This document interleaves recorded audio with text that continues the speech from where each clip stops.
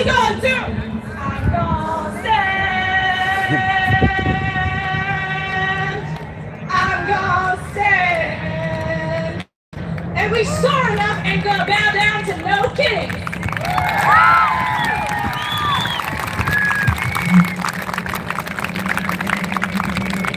That was wonderful. Thank you so much, Liz Virgo with the Homeless Coalition, everybody. All right. Okay, so next we have Chris Heckman with the Citizens Climate Lobby, and we have Claire Wagner with the League of Women Voters after him. And we still have missing keys and now also a missing cell phone. Spread the word.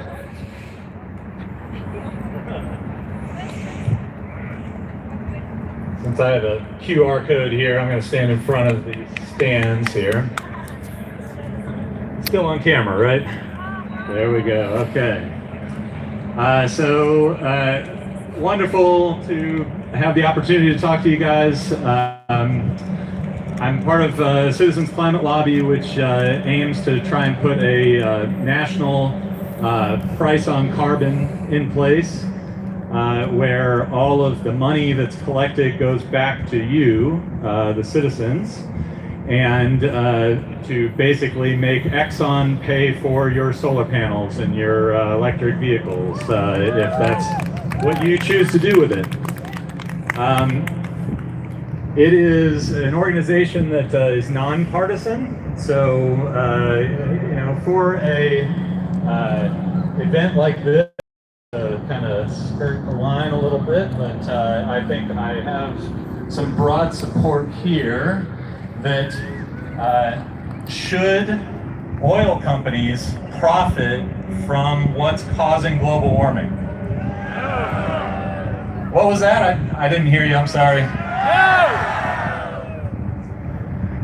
I think everybody is in agreement, including the oil companies. You'd be surprised. It's a little crazy. What we did here at the event was we brought some banners. You saw one earlier about housing. These are different things that are part of a local initiative called the Green Cincinnati Plan. Anybody heard of it? All right, that's good. It started in 2008, and it's been updated, improved every 5 years. And the last improvement was in 2023. There were 1,600 residents that came together and offered their ideas and things that they wanted to see. And so we brought these banners and we want people to sign them. I brought some of them over. We were over by the picnic tables. So feel free to come up and sign these banners. What we're going to do with them is take them after the election. Okay. No matter who gets elected. So, all right, so I'm at the No Kings protest here in Cincinnati, Ohio, downtown here. I don't know if you guys seen like the viral video the other day where the cops were beating the dude up on the bridge, but it's right underneath there on Marion Way at Smale Park. It's actually a little better turnout than what I expected. I mean, you know, if this spreads out all the way over. I mean, you got, you know, booths set up where people are like putting forth their political causes. They're all lined up and down the street. I'll try to, you know, take the camera here through some of this, and then you got the speaking events and the music and whatnot. Guess so, how much time we have to address global warming? But I mean, you know, when you look on like the television and stuff of or social media, like these aren't the videos that are going to be viral because there's not a lot of action in them, you know, but I have a feeling that this is what a lot of these things are like. They're just big road fests. We've been against permitting reform because it is a lot of gas pipelines, oil pipelines. This time it's reversed. Now we've got a lot of good stuff getting on our grid that we need to rely on. So if you want, you can look at this QR code. Somebody in the way back can try it. and sign up. Let your Congress members know that this is something that is important. When you call Congress, I realize that you want action now. Well, this is something we started Citizens Climate Lobby in 2012. It's been going and has been gaining support, bipartisan support, for a while. Does it have the support of Trump? Guess what? He went back room with oil executives and asked for $1 billion. He is gratefully shackled to fossil fuels. So unfortunately, we need those oil companies that actually do support permitting reform to step up and tell him, yeah, actually do support this. But we need people like you writing your leaders and telling them that you want this too.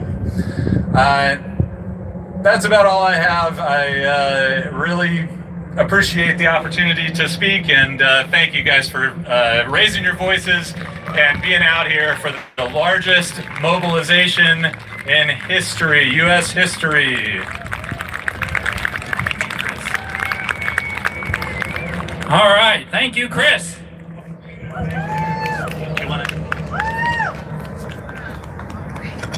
Thank you, guys. Don't forget to come up and sign before you things wrap up here shortly. But we have very excited to introduce Ms. Claire Wagner, the president of Cincinnati's League of Women Voters.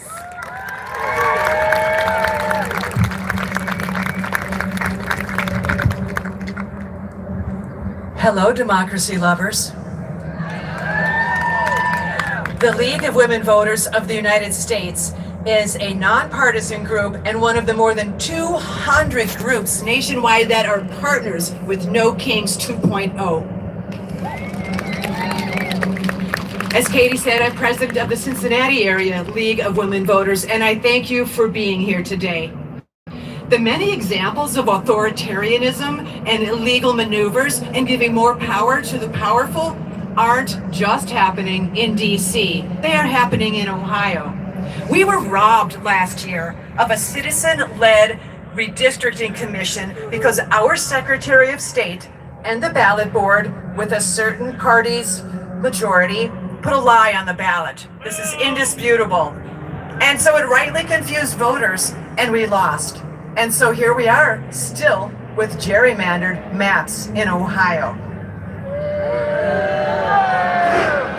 For those whom it might be a new term, gerrymandering is drawing voter district lines to get a greater number of the party empowers voters into a voting district. So what can we do now? Ohio is mandated to redraw congressional district lines this fall. You might have seen a little bit in the news, but the party in power is again dragging its feet. We passed one deadline without any map coming from a certain party.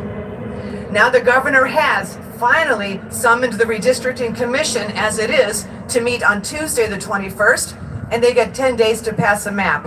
We shall see if that occurs. There's one more deadline. This is all written into a constitutional amendment we voted for in 2018, by the way. The last deadline is November 30, and what I would like you to do is tell your legislators to follow that Ohio Constitution. You can start at fairdistrictsohio.org. And though voter representation is stretched a little bit thin in a gerrymandered district, it is still vital to vote. This fall we have local elections, councils, trustees, school boards. Friends, these decisions make significant impacts on your lives. It is vital to carry your passion for democracy to the ballot box this fall and at every election. The first thing to do, thanks Jack, is inform yourself. The League of Women Voters offers nonpartisan information in fall elections on our printed voter guide. They're at libraries, salons, churches, and at our table that way. You can grab a bunch on your way out if you want. And we survey candidates and explain levies. It's a wonderful tool. More information, for instance, if you live in a district outside Cincinnati, is on vote411.org.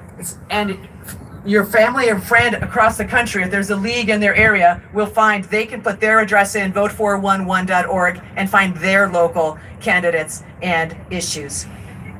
Then be sure to vote. You can go early to the Board of Elections in Norwood. You can vote absentee if you get your form in really soon, or vote at your polling place November 4th. You can join Common Cause Ohio, Fair Districts Ohio, or the League of Women Voters, or Indivisible, or 50501, right? These are groups that want justice and democracy. They're nonpartisan ideals. You will learn a lot. I know you're bewildered at the state of national politics, and you're angry, as am I. But I'm here because I do love America, and I suspect you love America. The America we knew, right? I encourage you to support your little corner of democracy by controlling